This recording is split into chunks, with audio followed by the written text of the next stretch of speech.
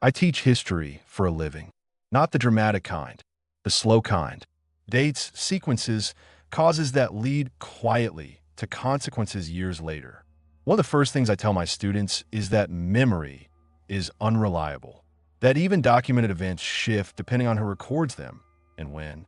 History, I tell them, is an act of reconstruction. I believe that applied only to the past. Several years ago, after a hiking trip I led in the Appalachian Mountains, I realized I could no longer reconstruct a period of my own life with any confidence. Not because it was traumatic, not because anything obvious went wrong. I remember preparing for the trip in detail. I remember returning home. I still have photographs, gear receipts, messages sent afterward. What I cannot do is place everything in between into a stable order. The gaps are small, but they are consistent, and they begin in the same place every time I try to think it through. Before we go any deeper, take a moment to leave a comment below. Let me know where you're listening from and whether you've ever encountered anything like this yourself.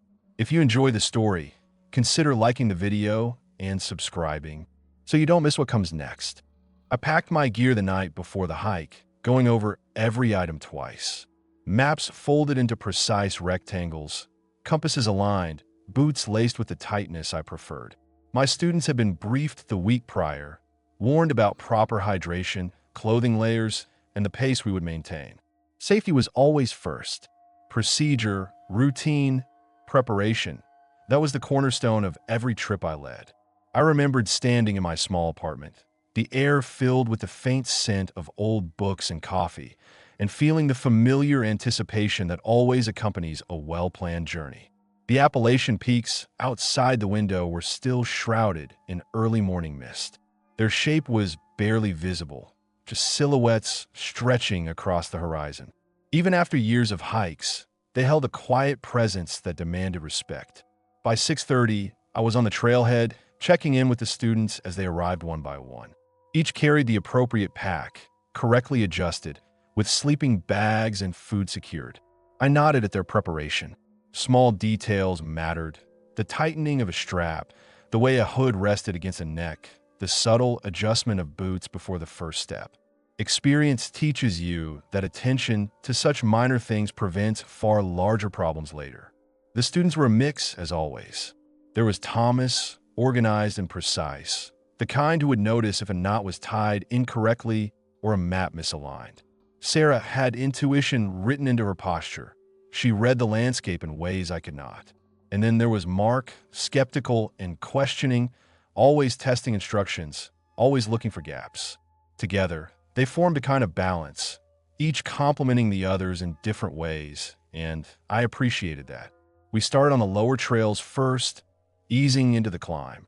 The path was familiar, well-trodden, and yet every time I hiked it, I noticed new things.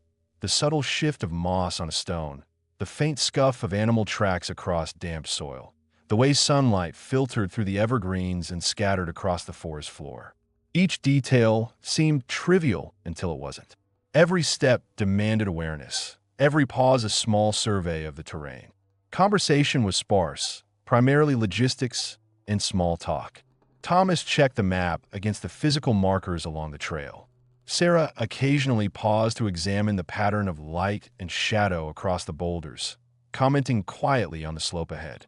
Mark peppered me with questions about route choices and safety procedures, not because he doubted, but because he needed confirmation.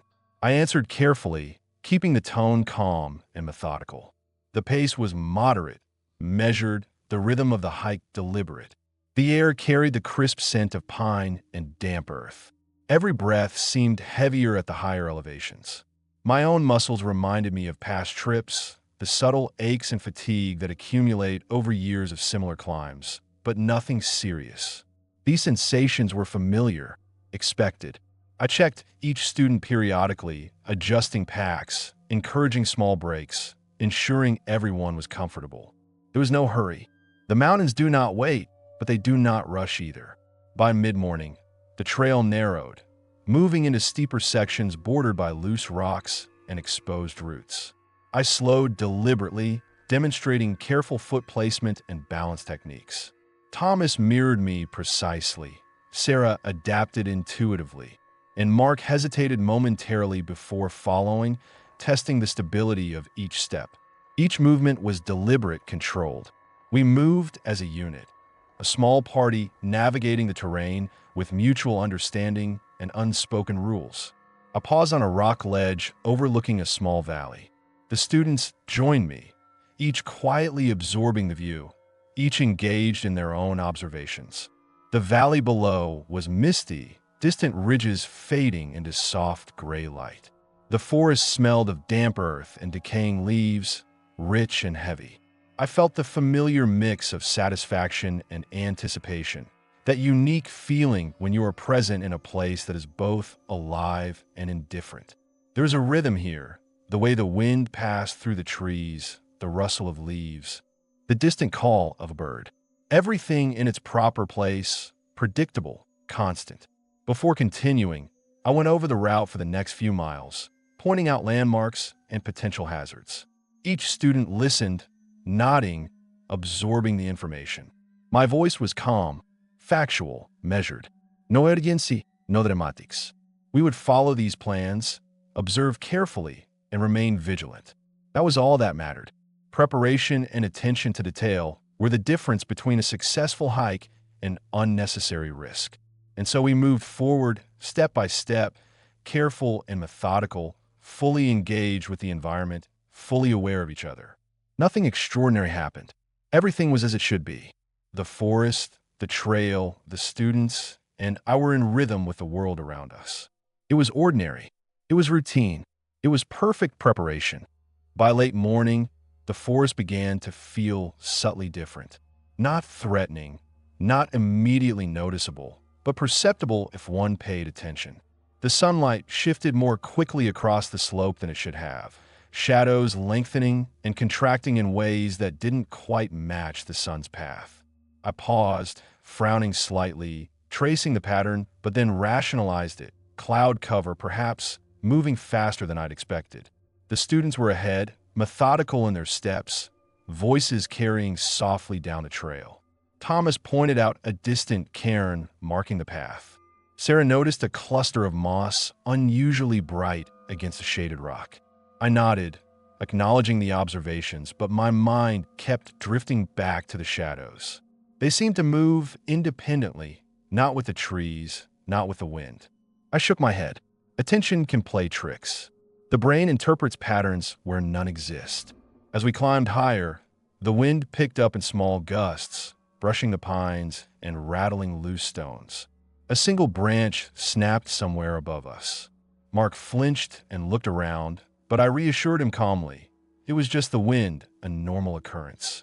My own ears caught something else, a rhythm faint and irregular, like a tapping echo from deeper within the hillside. I stopped to listen, letting the students continue ahead by a few steps. The tapping ceased. When I caught up, they hadn't noticed a thing. Lunch was simple and quiet. We settled on a flat rock overlooking a narrow ravine. Water bottles, sandwiches, and snacks were passed around, all handled with the habitual care of repeated routine. I chewed thoughtfully, eyes scanning the valley. Everything seemed ordinary. Yet, for a moment, I thought I heard something in response to my own movement. A barely perceptible shuffle, like a footstep that didn't belong to any of us. I glanced over the edge. Nothing. Thomas, Sarah, and Mark were absorbed in their own actions, oblivious. I forced a small shrug and returned to my food. Perhaps an animal below. Perhaps my mind exaggerating. The path ahead became steeper, narrow ridges forcing us in a single file. I noticed that markers we had passed before seemed slightly shifted, or perhaps I was misremembering their positions. A familiar boulder appeared closer than it should have been, or maybe it had always been there and I had ignored it. My pulse did not quicken. I made a mental note to check the map and compass frequently, ensuring we stayed on track. The students moved carefully, imitating my pace, unaware of my brief pause. By mid-afternoon, small anomalies persisted. The wind carried a coldness that vanished when I turned my head. Shadows shifted too sharply for cloud movement, and I caught the faintest sound of repeated tapping again, just long enough to suggest it was deliberate, yet subtle enough that doubt crept in. I paused, listening, and it stopped. The students were occupied with the climb. I tried to rationalize it. Echo from a distant rock fall, perhaps, or a branch settling. It was nothing. It had to be nothing. We continued onward, step by step, each movement deliberate and controlled. Still, the forest felt slightly aware. Not menacing, not hostile, just present, noticing. I reminded myself to focus on the students, on the path, on the technicalities of the climb. I would not allow imagination to intrude on what I could measure, observe, or verify. It was all preparation, all attention, all routine. Yet, as the sun shifted toward late afternoon and we rounded a bend along the ridge, I realized that the rhythm I had first noticed, the tapping, the movement, the subtle misalignment of what should have been familiar, was not entirely random. It seemed to respond to me, or at least to my attention. I dismissed the thought immediately. I'm a teacher, a guide, someone trained to notice patterns, not to indulge superstition. Perhaps that, too, was part of the lesson. The mind plays tricks when we are too aware of our surroundings. And so we moved on. Nothing had happened. The anomalies could be explained, rationalized, and dismissed. Yet, for the first time, I felt a small, unshakable awareness that the forest around us was not entirely inert. Something was present, something that watched, without movement, without sound, yet unmistakably there, if only I chose to notice. By late afternoon, the anomalies had begun to repeat. The tapping sound that had once occurred sporadically now appeared at regular intervals, always following a small action of mine. Every time I adjusted my pack or shifted a strap, a faint echo would follow, long enough for me to notice, yet never close enough to pinpoint. I mentioned nothing to the students. They would not have understood. It was subtle. It was avoidable, and I needed to be in control. Thomas, ahead of us on the trail, paused to check the map against a cairn marking the path. I saw him glance over his shoulder as though feeling a presence, then shake his head and continue. Sarah seemed oblivious, focused on the texture of the trail beneath her boots, while Mark, skeptical as ever, asked questions about pace and route. None of them remarked on what I had noticed, and I allowed it to remain unspoken. Awareness without articulation was safest. The rhythm persisted. As I led the group around a bend in the ridge, the same tapping occurred again. Not immediately after I stepped, but moments later, almost in sync with my gaze. I tried to dismiss it as coincidence, a trick of distance and sound echoing from rocks or tree trunks. Yet the intervals were too consistent, too deliberate to be random.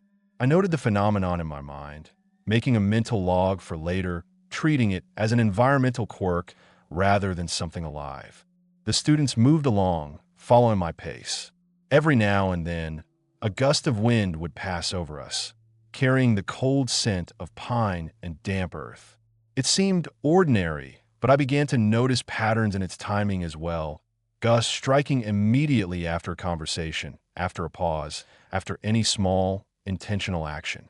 The forest, the wind, the sounds, all responding in a rhythm I could feel but not fully explain. Each instance reinforced the presence I had only glimpsed before. It existed in repetition, in timing, in interaction with our attention.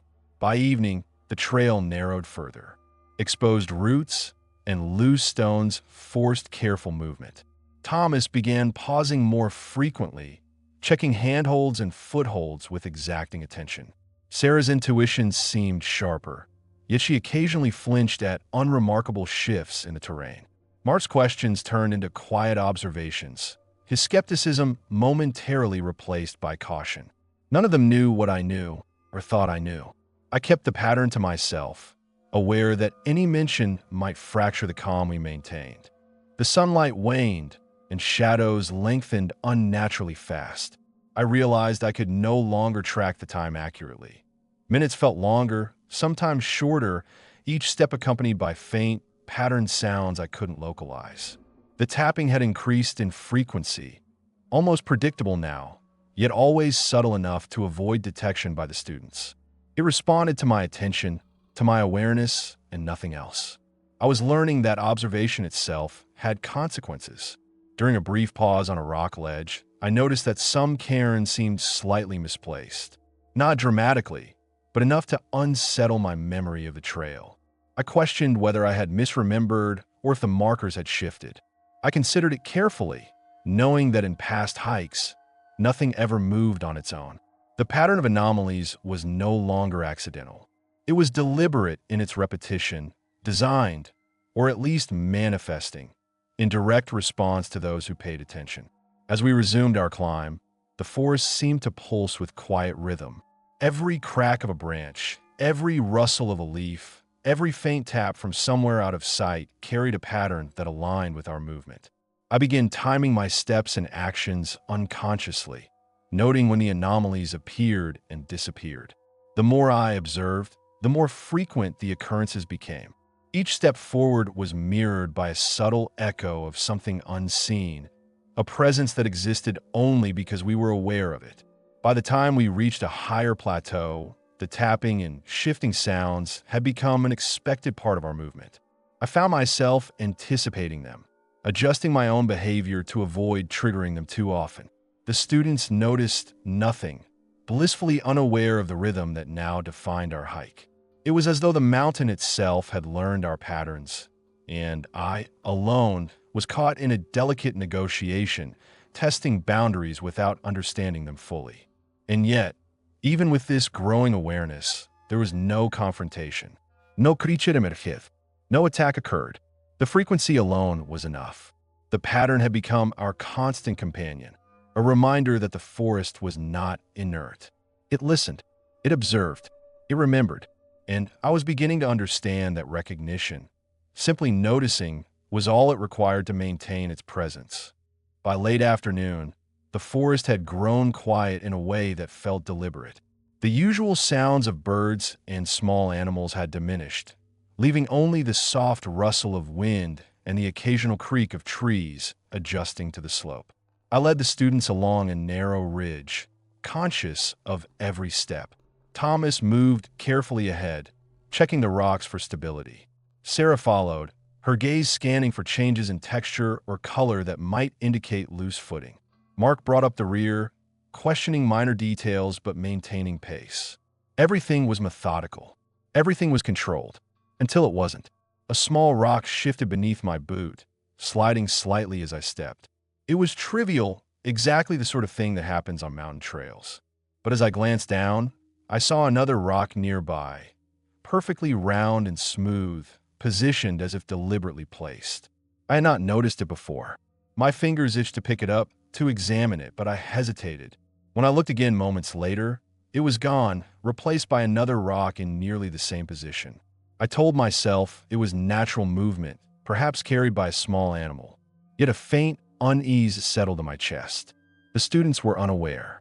Thomas examined the ground a few steps ahead, then moved on. Sarah hummed softly, marking a rhythm to her movement. Mark complained quietly about the incline. I did not share my observations.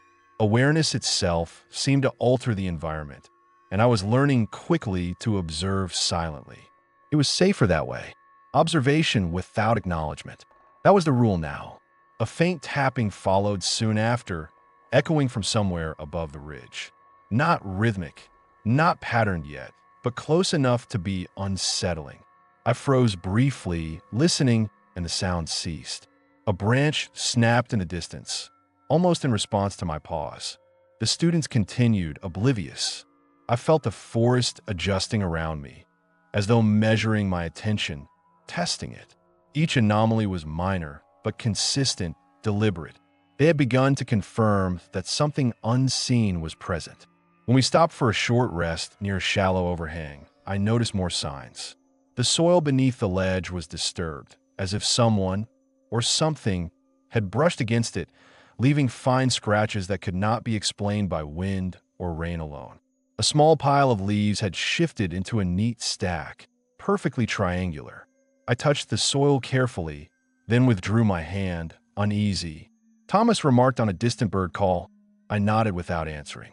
Sarah, crouching to examine the vegetation, did not notice anything unusual.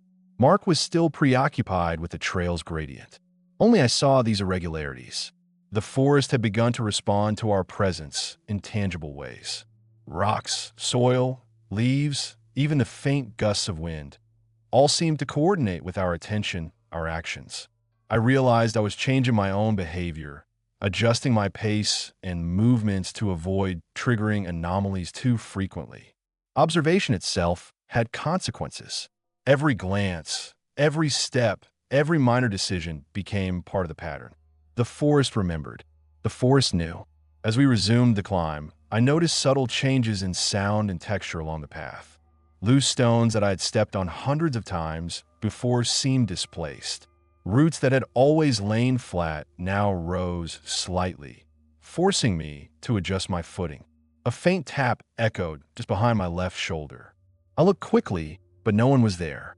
Thomas and Sarah continued, following the trail instinctively, while Mark finally fell silent, his questions gone, replaced by the concentrated focus of careful climbing. By the time we reached a small plateau overlooking a distant ridge, I understood the full implication. The forest itself had become a participant in our journey.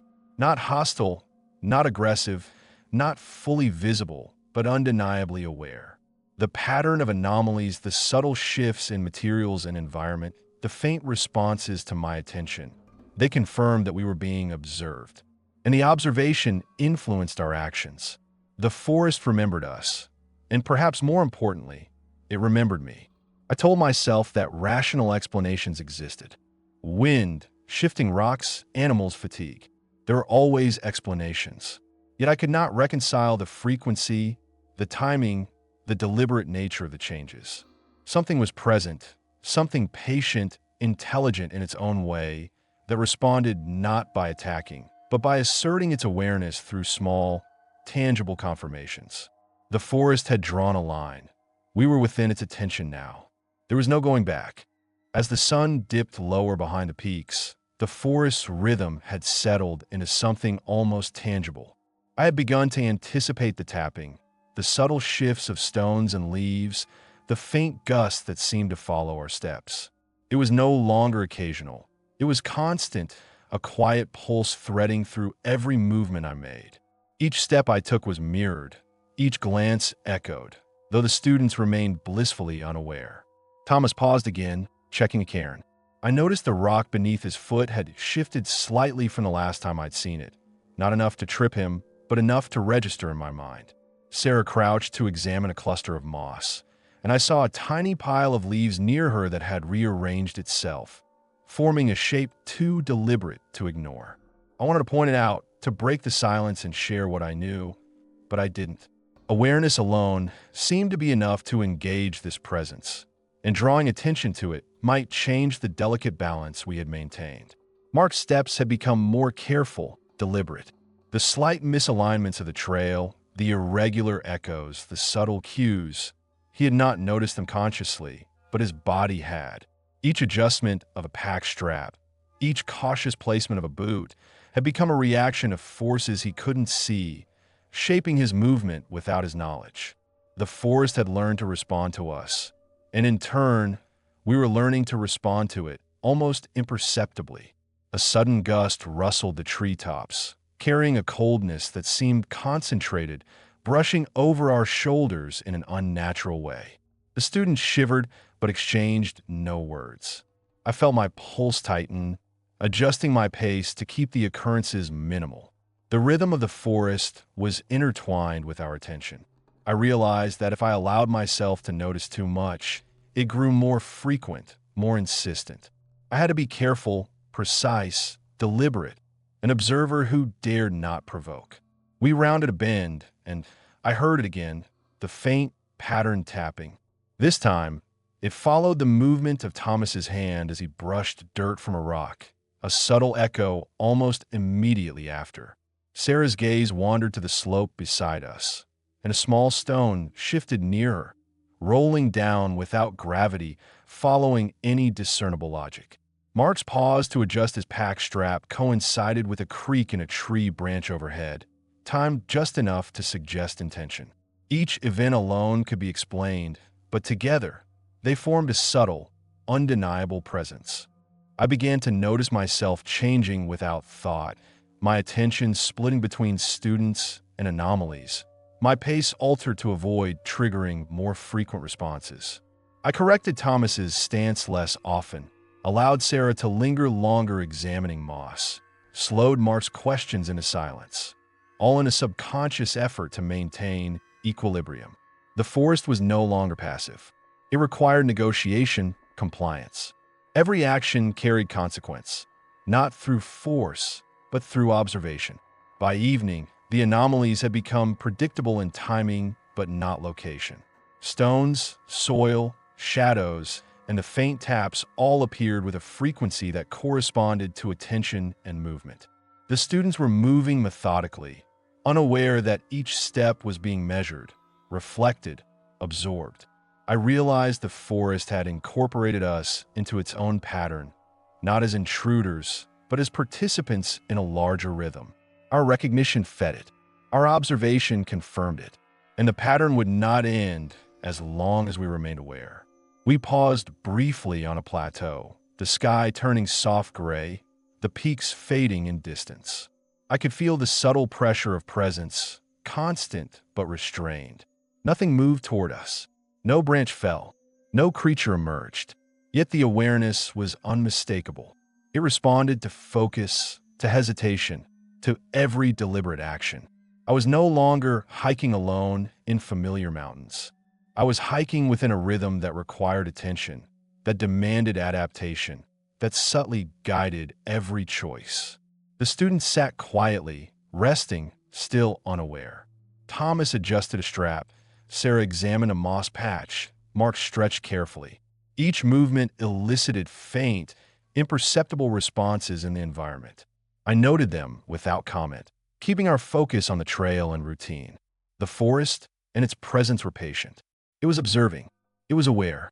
And I had no choice but to adapt, step by step, to coexist with something I could not see, name, or fully understand. Even as night began to creep over the ridges, the pattern remained. I felt the forest listening, waiting, learning. Awareness alone had drawn it near. And now, we moved in coordination with something unseen, something patient, intelligent, indifferent to human urgency. I had learned a new rhythm, one not of mountains or weather, but of attention, anticipation, and restraint.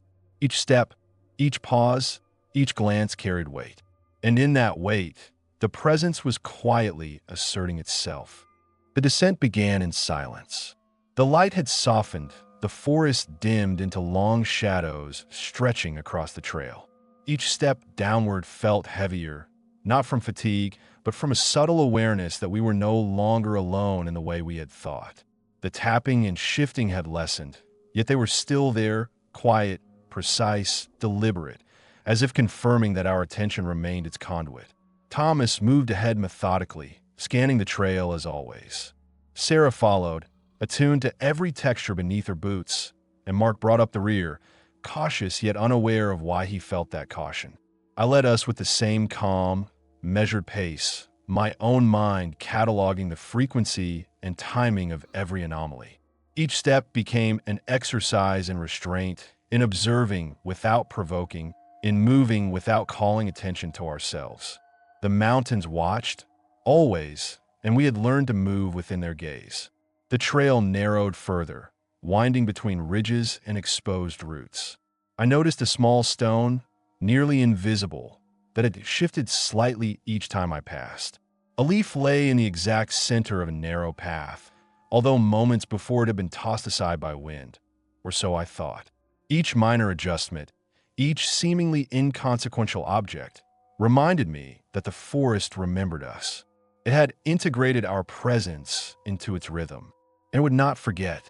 By the time we reached the lower slopes, the sun was a pale glow against distant peaks. The forest had softened, but the rhythm remained, subtle yet unbroken. I realized that leaving did not sever the connection. Observation, recognition, attention, they had been enough to draw something permanent into our journey. Nothing had chased us, nothing had struck, and yet the forest's awareness clung to me, an invisible weight that could not be shrugged off. We stepped onto the trailhead, the familiar endpoint after a long hike. The students relaxed, stretching and chatting lightly. But I remained quiet, noting the way shadows lingered in corners, the faint echoes that seemed almost too deliberate. I told myself it was fatigue, imagination, relief. Perhaps it was. Perhaps it wasn't. I could not know for certain. The experience had changed nothing externally, yet everything internally. As we packed our gear into cars and prepared to leave, I glanced back once more at the mountains. The ridges faded into mist. The forest appeared empty, silent, yet I felt the subtle pulse of observation. It was patient, indifferent, ever present. I had walked within it, adapted to it, survived it, and yet I knew that leaving did not end it. That night, at home, I reviewed photographs from the hike. Familiar landscapes, smiling students, sunlit trails. All normal. And yet in quiet moments, I could feel it, the pattern, the rhythm, the awareness that had followed us down the slopes, unseen, untouchable. It was not an entity to fight, not a predator to evade. It simply was, and because we had noticed, it had marked us.